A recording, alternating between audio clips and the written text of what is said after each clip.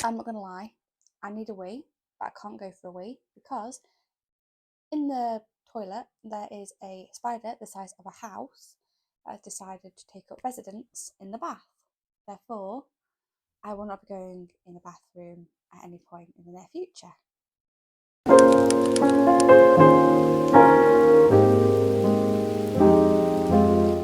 Hello, I'm Lucy and welcome to my channel.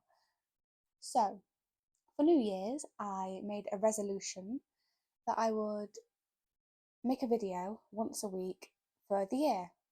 But New Year's has been great, but 2024 it's just been relentless. Things just one thing after another. It's just been constant. So now, we are on week 3, I think, of January.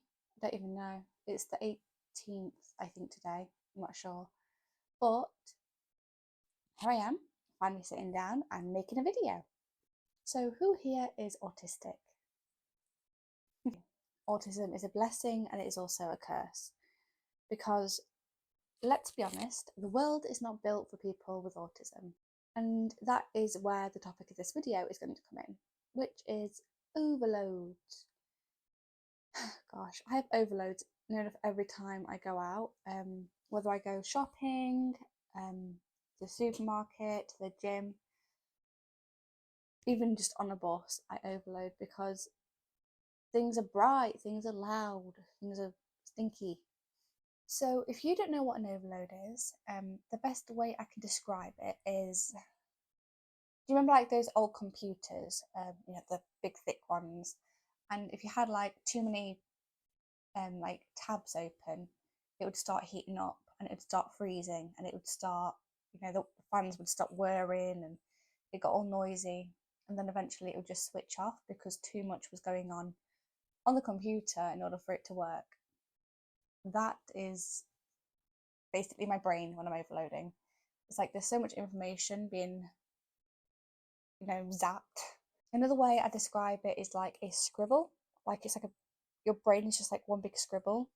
And it's like your skin kind of goes into a static mode. Like for me, I can't feel my skin properly when I'm having an overload. Maybe it's because I'm breathing too fast or something. But when I'm overloading, my skin feels really funny. And my vision kind of goes blurry. You know, one of those old cameras, like on Nokia or something, and it's like everything's kind of like being processed slowly, like it's kind of jittery. It's like that. There's so much information being absorbed in my brain that I can't function anymore, and it makes it incredibly hard to function. And it leads to an overload. And this happens nearly every time I go out. I have created like a POV, or a point of view, if you will, where I am going to try and explain to you what it's like to be in my shoes and all these things that you are going to go through in this video as you are going into my shoes. It's like a story kind of thing on my experiences, like my actual experience have happened. So from now on, you are in my shoes, you are me. So let's begin. You are at home and everything is safe, everything feels warm, you have everything that you like surrounding you. You've got your favourite show on, your favourite game, you have music you like on, and you feel so safe, you feel so secure. And this is your brain. And your brain is very happy and it feels safe, it feels secure, and it's calm. Hello. And then you get a message from your friend, and your friend is asking if you want to go to the shopping centre and hang out for a bit. Just do a bit of shopping, go for a cup of tea, have some dinner. So you accept your friend's invitation to go out because you want to be able to do things like that. You want to be able to go out for tea, you want to be able to go shopping and have a good time with your friend. So you get ready and you go to the bus stop. And here is when a little bit of anxiety, the scribble kind of begins here. Because you have to put your arm out and talk to the bus driver, which is often very, very hard. It's a few simple words, but you think in your head, what if I say something wrong? what if I do the wrong thing? What if I make a fool of myself? Like, what do I say? And then you repeat the words over and over in your head. A single, please. A single, please. A single, please.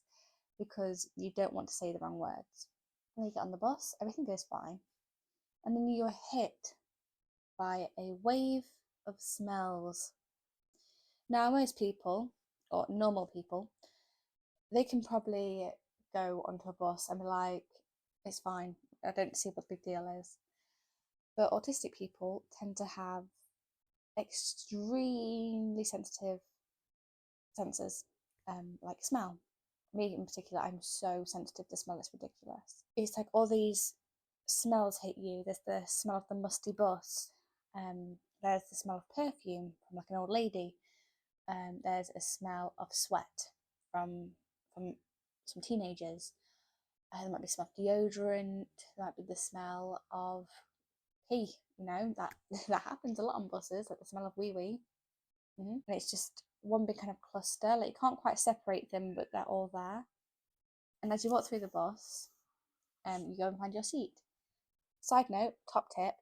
So I don't know how buses are where you are, but buses from where around here, they're kind of like you have like the normal level of the bus, then there's like a step, and then there's like seats here, and then on the step there's a seat there, so it's a little bit higher than those seats. Does that make any sense? Basically, this seat here, and there's a row of seats here, then there's a row of seats here. Sit on that one, honestly, because then you're not trapped in a cocoon of smell. Anyway, you go to sit down, and the smells are really affecting you. This is where the scribble really begins, and your brain is like, this is a hard. And then you take your seat, and someone, this happens on every bus ride I've been on recently, someone decides to listen to their music or scroll to TikTok loudly without their earphones in. Side note, ban this, please. Can we ban it, please? Because it's caused me to overload so many times. Just people putting like no, no one on that bus wants to listen to you scrolling through TikTok. No one wants to hear that horrible tinny noise. Not just me. Like I think literally everyone on the bus just gets annoyed. Put your earphones in or don't listen to anything at all, please. Anyway, someone decides to put on their music, and that horrible tinny noise is just infuriating. And again, this makes the scribble a little bit bigger. This is getting quite hard to deal with, and you've only just gotten on the bus. So you put your earphones in and you set off on the journey. And luckily, your music can kind of calm you down. But the scribble is still there, like it's begun. It's there. You've gotten off the bus, and you see your friend, and you feel like a sense of safety. You're like, oh, okay, made it. My friend's here. It's fine. And you go over to your friend, and you and your friend head over to the shopping centre. Anyway, as you walk up to the shopping centre, there's about 5 or 6 smokers outside, and they're all having a fag. And it's a lot. You can feel it in the back of your throat. You can feel like the smell, like it kind of goes in, and you can taste the smell of tobacco. It's weird that you can taste the smell of tobacco, but it is so strong. I think I'm just very sensitive to it, but you're me, so. And the colour black goes into your head. That might sound weird, but literally you just think black. You get this horrible feeling of blackness, like of darkness, of like it's a weird feeling. It's like the feeling of a colour. You go past the smokers, but this stays with you. This will stay with you for about 10 minutes, maybe even more, because it's like you can feel it in the back of your throat and you can smell it, and it's just, like it's stuck there. And you walk past the smokers, you walk into the shopping centre, and you are hit by a blinding white light, which is in every single shop, honestly. Every single shop, every single gym has this incredibly bright, blinding light that does not need to be there, but it is. And you can't look up. So as you walk in, you're forced to look down because it hurts here. Like it really hurts. Like you physically can't look up. So now you're looking at the ground. You've got this weird tasty smell thing going on, and the scribble's getting bigger. The brain is like, this is getting really hard to handle now, and you've only just walked into the shopping centre. And as well as the bright lights and your friend talking to you, because they're probably talking to you and you're trying to listen to everything that's happening, but at the same time you're trying to deal with the smell and then the light. Now there's music coming from a shop over there, there'll be music coming from a shop over there, and there'll be music just in general around the shopping centre. And then there'll be that ding ding ding, you know what I mean, like that announcement. Gosh, there's just so much going on. And on top of those noises, that are noises like people shouting, people talking, chatting, then there might be a baby screaming.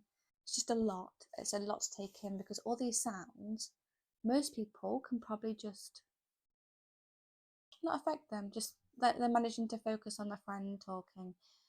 But for someone who's autistic, there's all these, it's like a cluster of all these different things, all these different voices, all these different sounds, and you can't separate them except that, and they're all kind of separate but clustered together at the same time. And it's like all this information is going in and you can't process it,